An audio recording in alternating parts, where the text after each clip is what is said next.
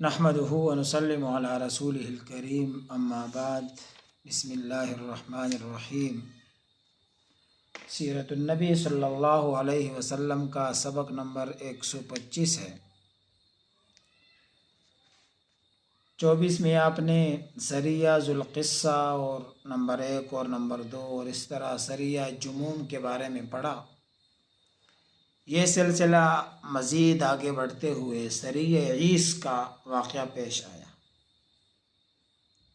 اور آپ کو معلوم ہے کہ سریہ اس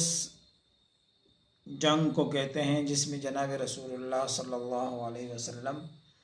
کسی اور کو امیر بناتے ہیں، خود شریک نہیں ہوتے، اور غزوے میں آپ خود شریک ہوتے۔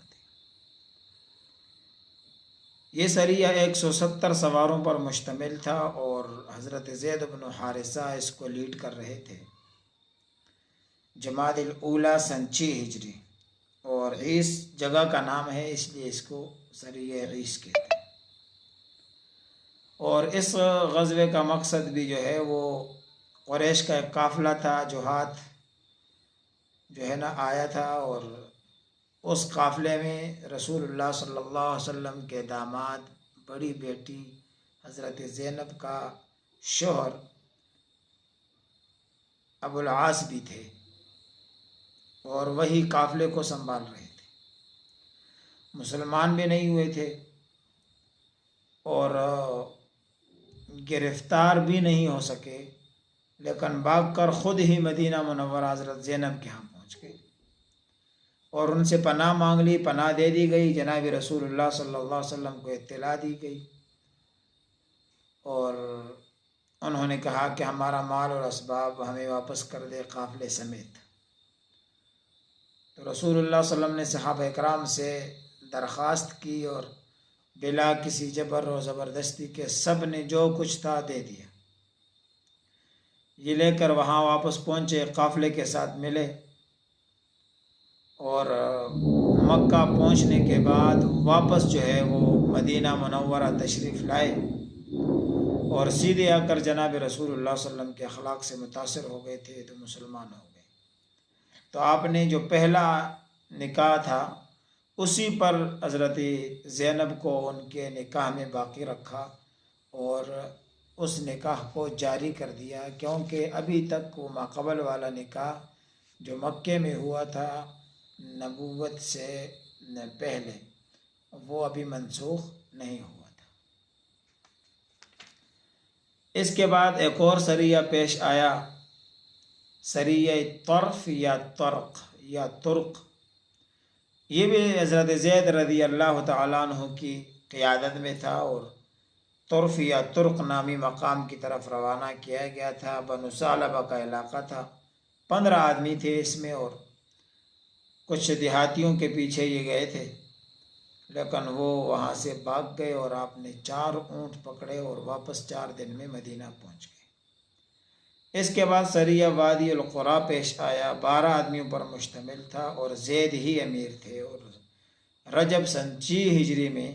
وادی القریٰ کی جانب یہ سریہ گئے تھا۔ وہاں بھی کچھ دشمن کی نقل و حرکت تھی، اس کو معلوم کرنے کے لیے یہ لوگ گئے تھے، اور انہوں نے اچانک حملہ کر کے 9 صحابہ کرام کو شہید کر دیا،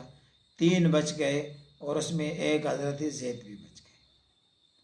اس کے بعد ایک اور عظیم الشان سریہ پیش آیا، جس میں اللہ کی نصرت مدد جو ہے نا وہ دیکھی صحابہ کرام نے، سریہ خبت یا خبت۔ اور اگرچہ یہ سریہ بعد کا ہے، مطلب آپ پہلے سن چکے ہیں کہ سریہ کی ہم کوئی ترتیب نہیں بتا رہے کہ پہلے کون سا ہوا، دوسرا، تیسرا، اور سال کے لحاظ سے نہیں چلتے، لیکن سرایا کا بحث ایک جمع ہو رہا ہے۔ یہ سریہ رجب 8 ہجری کا ہے، اور بعض کہتے ہیں کہ نہیں، سیاق و سباق سے تو معلوم ہوتا ہے کہ یہ حدیبیہ سے پہلے کا واقعہ، تو پھر یہ سن 6 ہجری حدیبیہ سے پہلے بنتا ہے۔ حضرت جابر کا بیان ہے کہ نبی کریم صلی اللہ علیہ وسلم نے ہمارے 300 سواروں کی ایک جماعت کو ابو عبیدہ بن جراح رضی اللہ تعالیٰ عنہ کی قیادت میں روانہ فرمایا، اور یہاں بھی ایک قافلے کو معلوم کرنا تھا۔ اتنی سخت بھوک لگی راستوں میں کہ جانور ذبح کرتے رہے، اور 3 اونٹ ذبح کیے، پھر 3 کیے، پھر 3 کیے، لیکن پھر ابو عبیدہ نے منع کر دیا۔ پتے کھاتے رہے، پتوں کو جاڑتے رہے، اس لیے اس کو خبط کہتے ہیں۔ یہاں تک کہ جب بھوک انتہائی زیادہ ہو گئی، کھانے کے لیے کچھ نہیں تھا، تو اللہ نے غیب سے سمندر کو حکم دیا، اور اس نے اتنی بڑی مچھلی ان کی طرف پھینک دی، اس کو ذبح کرنے کی تو ضرورت نہیں ہوتی، کہ یہ آدھا مہینے اس کو کھاتے رہے، اور اس کا ایک جو درمیان ریڑھ کی ہڈی کا جو درمیان والا جو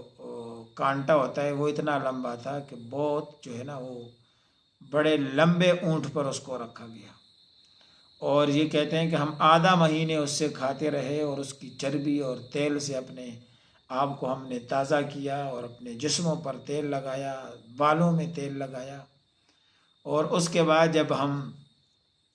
روانہ ہو گئے تو کچھ ہم نے اپنے ساتھ اس کے پارچے لائے،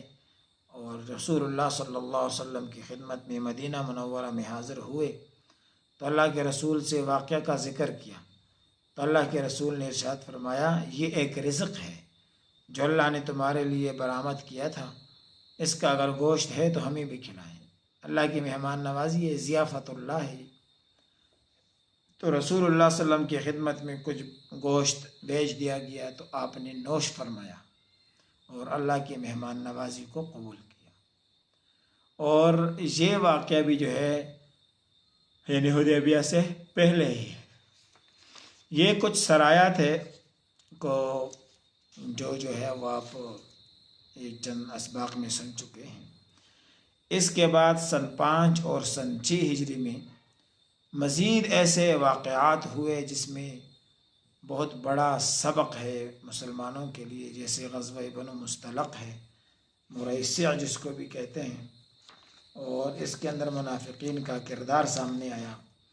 اور اسی طرح جو ہے وہ حضرت جویریہ کے ساتھ رضی اللہ عنہ کے ساتھ شادی ہے، واقع افک ہے جو حضرت عائشہ پر بہتان لگائی گئی، اور اس کے ساتھ ساتھ جو ہے نا وہ کچھ اور سرایا دومت الجندل اور فتق اور اس طرح وادی القرا اور سریہ اور نین یہ پیش آئے۔ انشاءاللہ آئندہ کے اسباق میں آپ ترتیب کے ساتھ سنیں گے۔ وآخر دعوانا ان الحمد للہ رب العالمین۔